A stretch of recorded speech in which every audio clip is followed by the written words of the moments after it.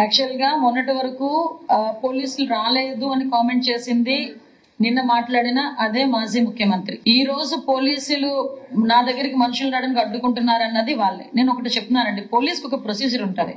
ఆయన ముఖ్యమంత్రిగా 5 సంవత్సరాలు చేశారు, రాజకీయంలో 20 సంవత్సరాలు పైగా ఉన్నారు, వాళ్ళ తండ్రి కూడా సీఎం. సో పోలీస్ వ్యవస్థ ఎలా పనిచేస్తుంది, దానికి రూల్స్ అండ్ రెగ్యులేషన్స్ ఏంటి అన్న సంగతి అందరికీ కూడా తెలుసు. మేము డిపార్ట్మెంట్ నుంచి వాళ్ళు మాకు పర్మిషన్ అడుగుతారు. పర్మిషన్ అడిగిన తర్వాత మేము ఒక ప్రొఫార్మా ఇస్తాం. మీరు ఎంతమంది వస్తారు, ఏ టైం టు ఏ టైం వస్తారు, హెలిప్యాడ్ ఎక్కడ పెట్టుకుంటారు, అక్కడ నుంచి ఎంత డిస్టెన్స్ ఉంది, మీరు ఎంతమందిని ప్రొవైడ్ చేసుకుంటున్నారు, ఎంతమందిని మొబిలైజ్ చేస్తున్నారు, అవన్నీ కూడా అడుగుతాం. ఎందుకు అడుగుతామంటే దానికి తగ్గట్టుగా బందోబస్తు మేము ఇవ్వడానికి.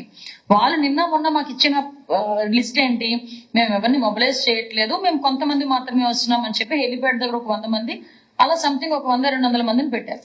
సో మిగతా వాళ్ళందరూ మేము దానికి తగ్గట్టుగానే బందోబస్తు మేము రెడీ చేసుకోవాలి. సో అలా కాకుండా ఆ తర్వాత మాజీ మంత్రి బయటకు వచ్చి తల్లి రండి, పరిగెట్టుకుని రండి, అలా రండి, ఇలా రండి అని చెప్పేసి సినిమా స్లోగన్స్ ఇచ్చాడు ఆయన. ఒకవేళ మా ఇంటెలిజెన్స్ కూడా మాకు ఉంటది. సో ఎక్కడైనా ఏదైనా ఇబ్బంది ఎదుర్కొంటారో అటువంటిప్పుడు అనుకునేటప్పుడు ఆటోమేటిక్ గా మా పని మేము చేసుకోవాలి.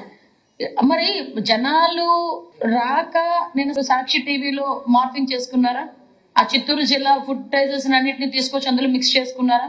మేము రాజకీయంగా మాట్లాడకుండా 1,00,000 మాట్లాడుకోవచ్చండి, అవన్నీ ఎందుకు, మా పని మేము చేసుకుంటున్నాం.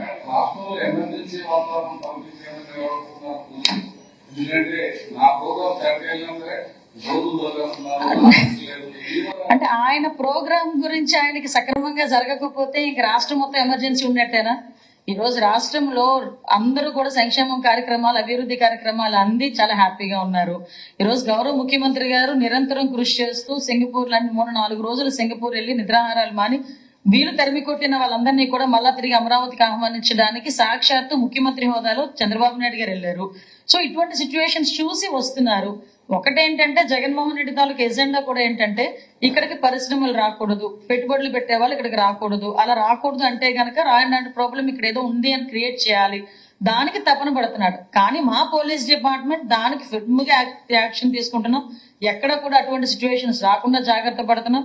అది సహించుకోలేక ఎమర్జెన్సీ లాంటి పదాలన్నీ ఆయన ఉపయోగిస్తున్నారు. కానీ లాస్ట్ 5 సంవత్సరాలు ఎమర్జెన్సీ అంటే లాస్ట్ 5 సంవత్సరాలు కామన్ మ్యాన్ నుంచి పొలిటీషియన్ వరకు, కామన్ మ్యాన్ నుంచి బిజినెస్ పర్సన్ వరకు, ఒక కామన్ మ్యాన్ నుంచి ఏదైనా ఒక ఇంట్లో కూర్చున్న మహిళ కూడా ఇబ్బంది పడే పరిస్థితి లాస్ట్ 5 ఇయర్స్. అవన్నీ తర్వాత పక్కన పెట్టండి. ఈ రోజు మేము ప్రజారంజకంగా మేము పరిపాలన చేసుకుంటున్నాం. ఈ రోజు మా వ్యవస్థలన్నీ వాళ్ళు అదుపు తప్పినప్పటికీ కూడా ఈ రోజు మళ్ళీ గాడి పెట్టుకునే పరిస్థితుల్లో మేము కష్టపడుతున్నాం. వీలైతే ప్రతిపక్ష హోదా లేకపోయినా ప్రతిపక్ష పార్టీ నాయకుడిగా కనీసం ఒక తగిన సలహాలు ఇవ్వమనండి. నిజంగా అది మాకు ఉపయోగపడితే డెఫినెట్ గా తీసుకుంటాం.